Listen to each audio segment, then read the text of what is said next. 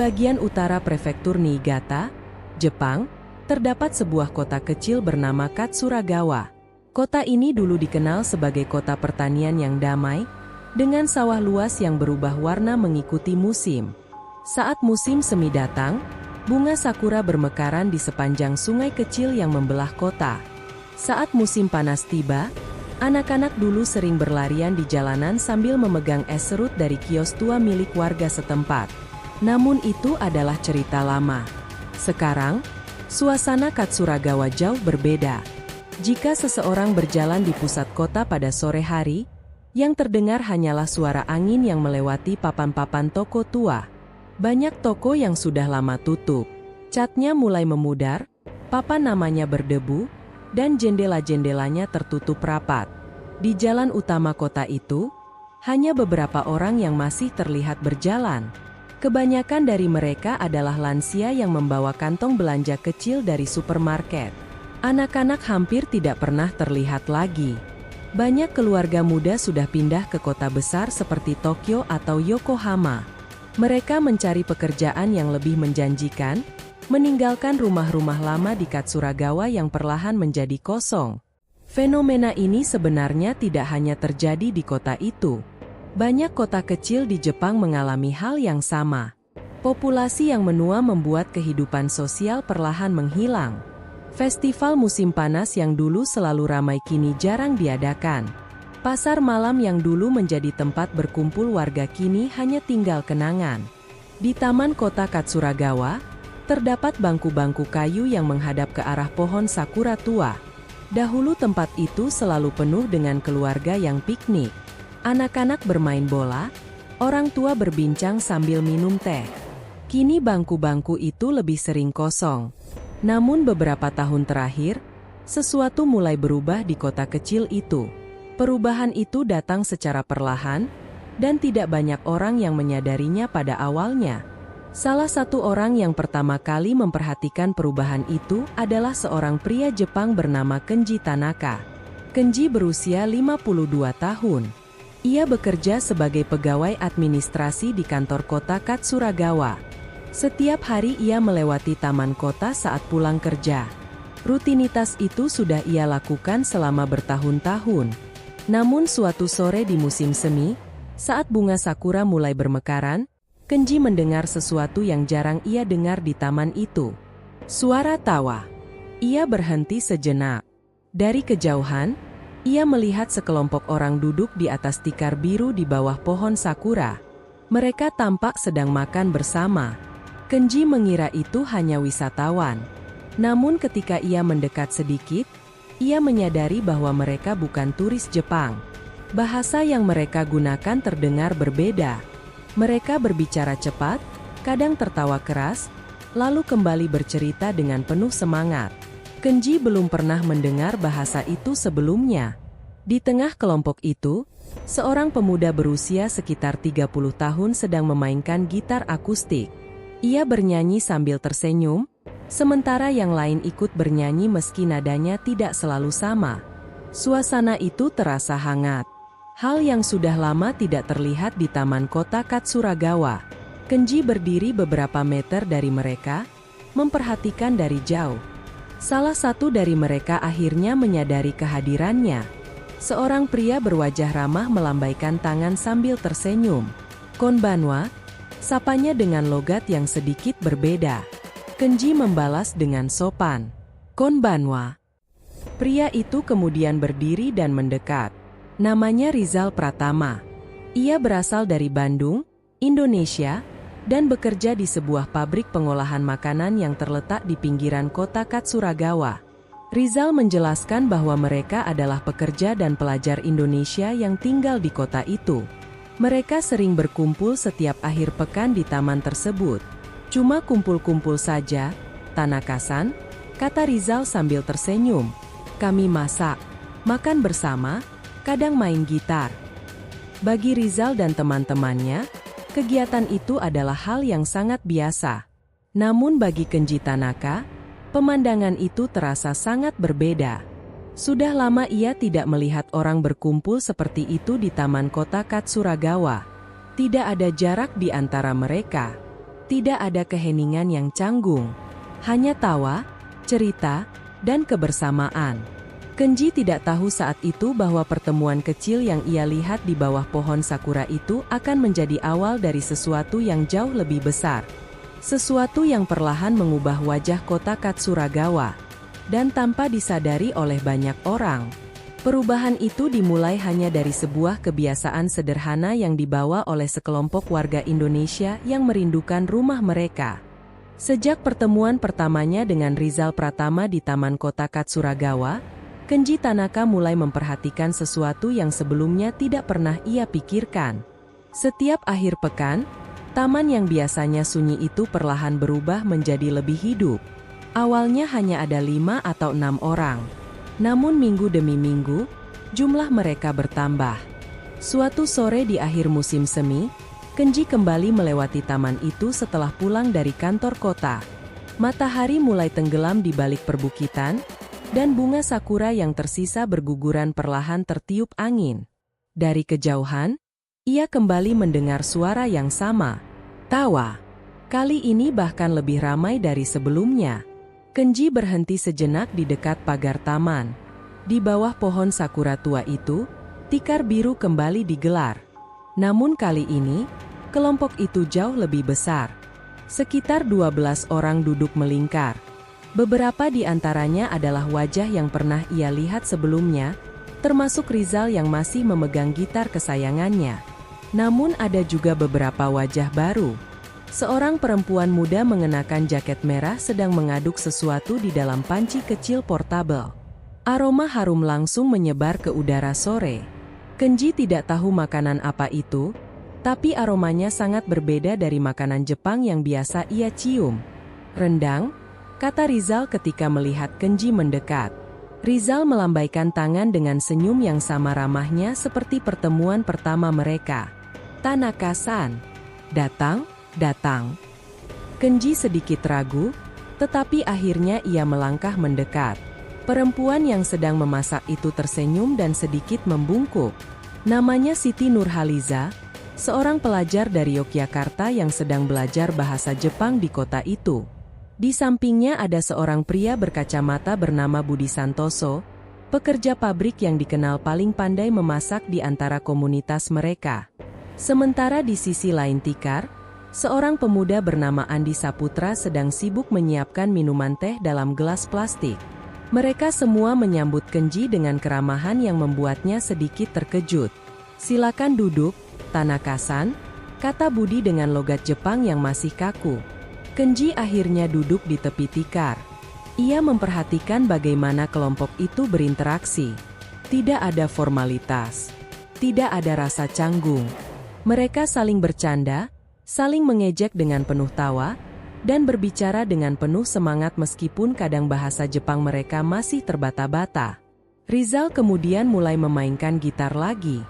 Lagu yang ia mainkan terdengar ceria. Beberapa orang ikut bernyanyi, meskipun Kenji sama sekali tidak mengerti liriknya. Namun entah kenapa, suasana itu terasa hangat. Sangat berbeda dengan kebanyakan pertemuan sosial di Jepang yang seringkali terasa lebih formal dan teratur. Kenji menyadari sesuatu. Orang-orang ini tampak benar-benar menikmati kebersamaan mereka. Tidak ada yang sibuk dengan telepon genggam. Tidak ada yang terburu-buru pulang. Semua orang benar-benar hadir di momen itu. Saat makanan mulai dibagikan, Budi memberikan sepiring kecil kepada Kenji. Coba, makanan Indonesia, katanya. Kenji mencicipi perlahan.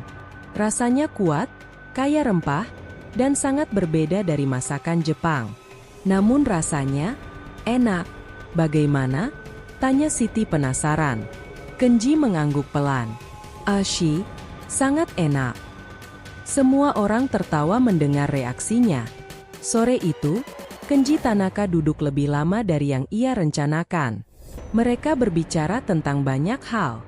Tentang Indonesia. Tentang kehidupan di Jepang. Tentang rindu keluarga yang jauh di tanah air. Kenji baru tahu bahwa sebagian besar dari mereka datang ke Jepang untuk bekerja atau belajar. Mereka tinggal di apartemen kecil, bekerja keras setiap hari, dan jarang memiliki kesempatan untuk bersantai. Karena itulah mereka selalu menunggu akhir pekan, hari di mana mereka bisa berkumpul seperti ini. Di Indonesia, kami sering kumpul seperti ini, kata Rizal. Makan bersama, cerita, tertawa. Kenji memandang sekeliling taman. Lampu taman mulai menyala satu persatu. Angin malam perlahan berhembus di antara pohon sakura. Ia menyadari sesuatu yang cukup mengejutkan. Selama bertahun-tahun tinggal di Katsuragawa, ia jarang melihat warga kota berkumpul seperti ini. Padahal dulu, kegiatan seperti ini sangat biasa terjadi. Tanpa disadari, sesuatu yang sederhana sedang terjadi di taman kota itu. Kehangatan kecil yang dibawa oleh komunitas Indonesia perlahan mulai menghidupkan kembali tempat yang sudah lama terasa sunyi. Dan Kenji Tanaka belum tahu bahwa pertemuan sederhana ini akan segera menarik perhatian orang lain di kota Katsuragawa. Orang-orang yang selama ini hanya berjalan melewati taman itu tanpa pernah berhenti. Namun sebentar lagi, mereka akan mulai mendekat. Musim semi di Katsuragawa perlahan berlalu. Bunga sakura yang sebelumnya memenuhi langit taman kota kini mulai berguguran, meninggalkan daun-daun hijau yang menandakan datangnya musim panas. Namun ada satu hal yang tidak berubah. Setiap akhir pekan, taman kota itu tetap dipenuhi suara tawa dari kelompok kecil yang kini mulai dikenal warga setempat sebagai komunitas Indonesia.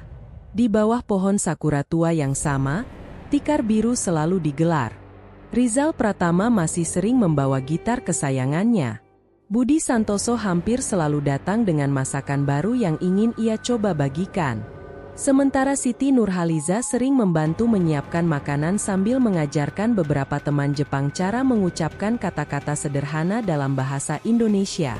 "Terima kasih," kata Siti suatu sore sambil tertawa kecil. Di depannya, seorang wanita Jepang mencoba menirukan. "Terima kasih." Wanita itu bernama Haruka Sato. Ia berusia 35 tahun dan bekerja di perpustakaan kota Katsuragawa. Awalnya ia hanya lewat di taman ketika pulang kerja, sama seperti yang pernah dilakukan Kenji Tanaka beberapa bulan sebelumnya. Namun suatu hari, ia berhenti karena penasaran. Ia melihat sekelompok orang duduk bersama sambil makan dan bernyanyi. Suasana itu terasa sangat hangat. Hal yang jarang ia lihat di kota kecil itu selama beberapa tahun terakhir. Akhirnya Haruka memberanikan diri mendekat. Rizal yang pertama kali menyapanya dengan ramah. "Silakan duduk kalau mau," kata Rizal dalam bahasa Jepang yang sederhana. Awalnya Haruka hanya duduk sebentar. Namun setelah beberapa kali datang, ia mulai merasa nyaman. Ia bahkan mulai membawa makanan kecil dari rumah setiap kali datang ke taman. Suatu sore, Haruka membawa dorayaki buatan ibunya. Ketika Budi mencicipinya, matanya langsung berbinar. "Wah, ini enak sekali," katanya. Semua orang tertawa. Pertemuan-pertemuan kecil itu kini tidak lagi hanya diisi oleh warga Indonesia. Beberapa warga Jepang mulai ikut bergabung. Ada Yamamoto-san, seorang pensiunan guru yang tinggal tidak jauh dari taman. Ia sering datang hanya untuk duduk sambil mendengarkan musik gitar Rizal. Ada juga Nakamura-san, pemilik toko kelontong kecil di dekat stasiun yang sudah hampir tutup karena jarang ada pembeli. Bahkan kadang Kenji Tanaka sendiri ikut duduk lebih lama setelah pulang kerja. Yang menarik, tidak ada yang benar-benar merencanakan semua ini. Tidak ada poster acara, tidak ada undangan resmi. Semua terjadi secara alami. Seseorang datang karena penasaran, lalu kembali lagi minggu berikutnya. Suasana taman yang dulu sunyi kini perlahan berubah. Anak-anak kecil yang tinggal di sekitar taman mulai bermain lagi di dekat mereka. Beberapa orang tua yang berjalan sore juga mulai berhenti untuk melihat. Salah satu momen yang paling diingat Kenji terjadi pada suatu malam musim panas. Saat itu Rizal memainkan lagu yang lebih pelan dari biasanya. Lampu taman menyala lembut di antara pepohonan. Angin musim panas membawa aroma makanan yang sedang dipanaskan oleh Budi di kompor kecil portabel. Di sekitar tikar biru itu duduk hampir 20 orang. Separuh di antaranya adalah warga Jepang. Mereka berbicara dengan campuran bahasa Jepang, Inggris, dan sedikit bahasa Indonesia yang mulai mereka pelajari. Kenji memperhatikan semua itu dengan perasaan yang sulit dijelaskan. Beberapa tahun lalu, taman ini hampir selalu kosong di malam hari. Kini tempat itu dipenuhi percakapan, dipenuhi tawa, dipenuhi kehidupan. Ia menoleh ke arah Rizal yang sedang bernyanyi. Pemuda Indonesia itu tampak tidak menyadari betapa besar perubahan yang mulai terjadi. Bagi Rizal dan teman-temannya, ini hanyalah cara sederhana untuk melepas rindu terhadap kampung halaman mereka. Namun bagi kota Katsuragawa, kebiasaan kecil itu perlahan menjadi sesuatu yang jauh lebih penting. Sesuatu yang mulai menghidupkan kembali hubungan antar manusia yang hampir hilang. Dan tanpa mereka sadari, kegiatan kecil di taman kota itu tidak lagi hanya menarik perhatian warga sekitar. Beberapa orang dari kantor pemerintahan kota mulai mendengar cerita tentang taman yang tiba-tiba menjadi ramai setiap akhir pekan. Udara di kota kecil itu mulai terasa lebih hangat, dan langit biru hampir selalu terlihat setiap hari. Pohon-pohon di taman kota kini dipenuhi daun hijau yang rimbun, memberikan bayangan sejuk bagi siapa saja yang duduk di bawahnya. Namun perubahan terbesar bukanlah musimnya. Perubahan terbesar adalah suasana kota itu sendiri. Taman yang dulu sering kosong kini hampir selalu memiliki aktivitas setiap akhir pekan. Apa yang awalnya hanya pertemuan kecil komunitas Indonesia kini mulai berkembang menjadi sesuatu yang jauh lebih besar. Di bawah pohon sakura tua itu, tikar biru masih digelar seperti biasa. Namun jumlah orang yang datang kini sering mencapai 30 hingga 40 orang. Tidak hanya warga Indonesia. Warga Jepang dari berbagai usia mulai ikut bergabung. Anak-anak kecil bermain di sekitar taman sambil tertawa. Beberapa lansia duduk di bangku taman sambil menikmati suasana yang mulai terasa hidup kembali. Bahkan beberapa warga yang sebelumnya jarang keluar rumah kini mulai datang sekadar untuk melihat apa yang sedang terjadi. Rizal Pratama sendiri tidak pernah membayangkan bahwa kebiasaan sederhana mereka bisa berkembang seperti ini. Suatu sore, saat ia sedang menyetem gitar, Kenji Tanaka datang menghampirinya dengan ekspresi serius namun penuh semangat. "Rizal-san, saya ingin membicarakan sesuatu," kata Kenji. Rizal sedikit terkejut. Kenji biasanya datang hanya untuk duduk santai bersama mereka. Namun kali ini sepertinya ada hal penting yang ingin ia sampaikan. Kenji kemudian menjelaskan bahwa beberapa orang dari kantor pemerintahan kota Katsuragawa mulai memperhatikan kegiatan mereka di taman. Awalnya mereka hanya mendengar cerita dari warga sekitar. Namun setelah beberapa pegawai kota datang melihat langsung, mereka cukup terkejut. Sudah lama taman itu tidak pernah seramai ini. Kota kita sebenarnya sedang mencari cara untuk menghidupkan kembali kegiatan komunitas, kata Kenji. Dan, mereka melihat apa yang kalian lakukan di sini sebagai sesuatu yang sangat menarik. Rizal mengerutkan dahi. Apa maksudnya? Kenji tersenyum kecil. Mereka ingin membuat acara komunitas lintas budaya pertama di Katsuragawa. Rizal terdiam beberapa detik. Ia tidak menyangka bahwa pertemuan sederhana mereka bisa menarik perhatian pemerintah kota. Kenji kemudian menjelaskan rencana yang sedang dipikirkan oleh kantor kota. Mereka ingin mengadakan festival kecil di taman kota, di mana warga Jepang dan warga asing bisa berkumpul, berbagi makanan, musik, dan budaya. Dan komunitas Indonesia diminta untuk menjadi bagian utama dari acara itu. Malam itu, kabar tersebut langsung menyebar di antara komunitas Indonesia. Semua orang terkejut, namun juga sangat antusias. Budi Santoso langsung mulai membicarakan makanan apa saja yang bisa ia masak. Mungkin kita bisa buat sate, atau nasi goreng, katanya penuh semangat. Siti Nurhaliza bahkan mulai memikirkan ide untuk memperkenalkan permainan tradisional Indonesia kepada anak-anak Jepang. Sementara Andi Saputra sudah membayangkan bagaimana jika mereka membuat pertunjukan musik kecil di panggung taman. Rizal pasti harus main gitar, katanya sambil tertawa. Beberapa minggu kemudian, Festival kecil itu akhirnya dilaksanakan. Lampu-lampu kertas digantung di sepanjang taman kota.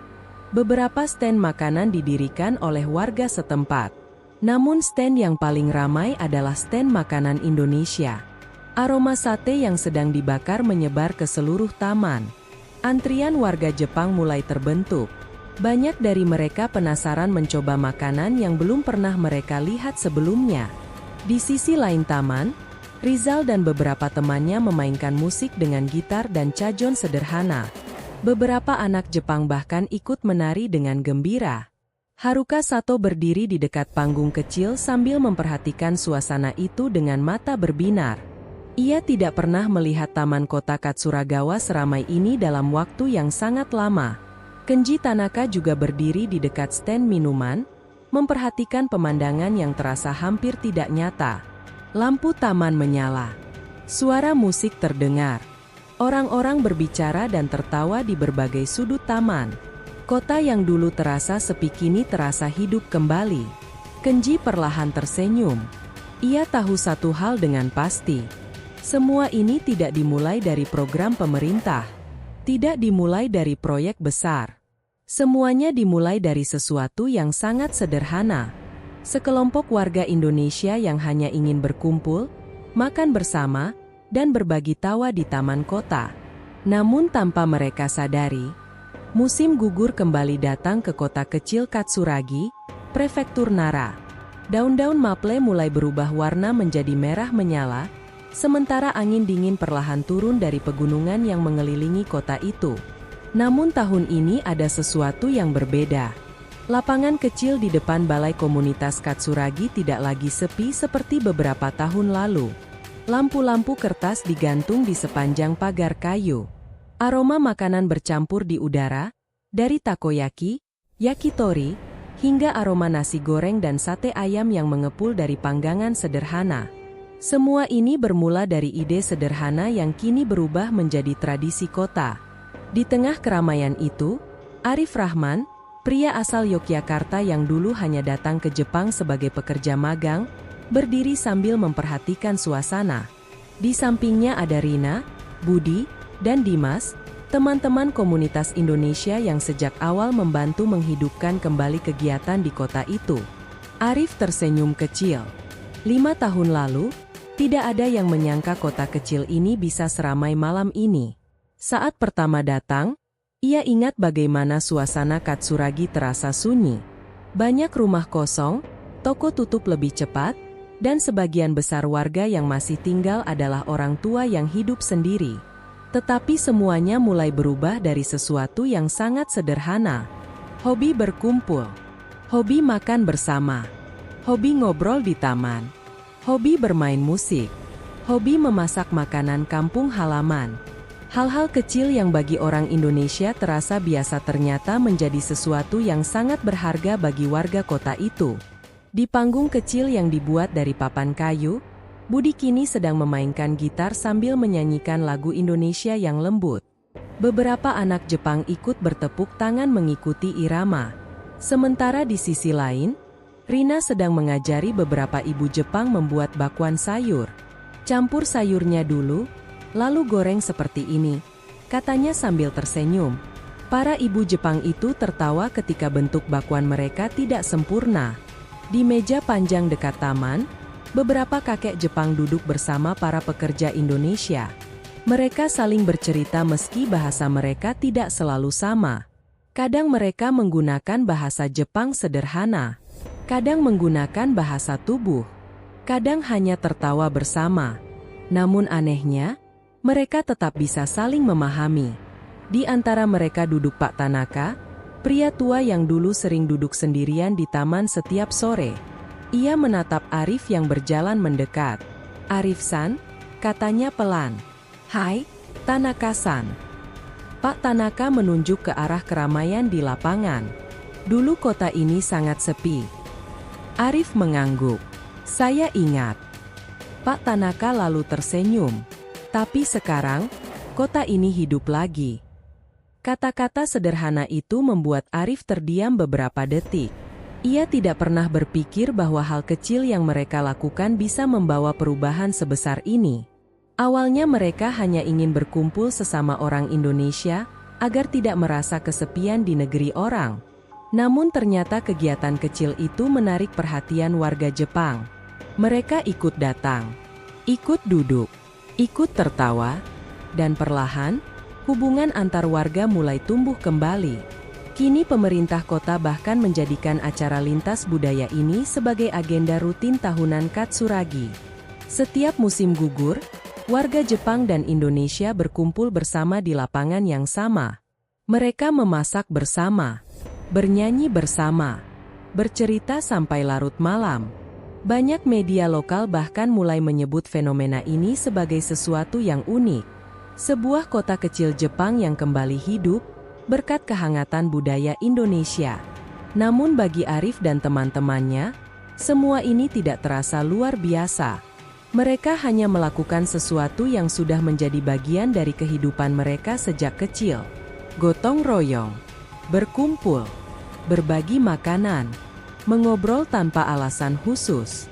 Hal-hal sederhana yang sering dianggap sepele. Namun di tempat yang mulai kehilangan kehangatan sosial, hal sederhana itu ternyata bisa menjadi sesuatu yang sangat berarti. Malam semakin larut. Lampu-lampu kertas bergoyang pelan tertiup angin. Di panggung kecil, kini beberapa anak Jepang dan Indonesia menari bersama mengikuti musik dangdut yang diputar Budi. Tawa mereka menggema di seluruh lapangan. Pak Tanaka yang duduk di kursi kayu hanya menggeleng sambil tertawa. Musik aneh, katanya, tapi menyenangkan. Arif ikut tertawa. Ia menatap sekeliling lapangan. Wajah-wajah bahagia ada di mana-mana. Anak-anak berlarian. Orang tua tertawa. Tetangga yang dulu jarang saling menyapa kini duduk bersama di meja yang sama. Dan di saat itulah Arif menyadari sesuatu. Kadang sebuah perubahan besar tidak datang dari teknologi, ekonomi, atau politik. Kadang perubahan itu datang dari hal yang jauh lebih sederhana, dari kehangatan manusia, dari tawa yang dibagikan bersama, dari kebiasaan kecil yang membuat orang merasa tidak sendirian. Dan di kota kecil Katsuragi ini, kehangatan itu datang dari para pendatang jauh dari Indonesia. Mereka datang sebagai pekerja dan pelajar. Namun tanpa disadari, mereka telah menjadi sesuatu yang lebih besar. Mereka menjadi penghidup kembali jiwa komunitas yang hampir hilang. Sebuah pengaruh yang tidak datang dari kekuatan, tetapi dari kebaikan dan kebersamaan. Di bawah langit malam Jepang yang tenang, kota kecil itu kini kembali dipenuhi suara yang sudah lama hilang. Suara tawa,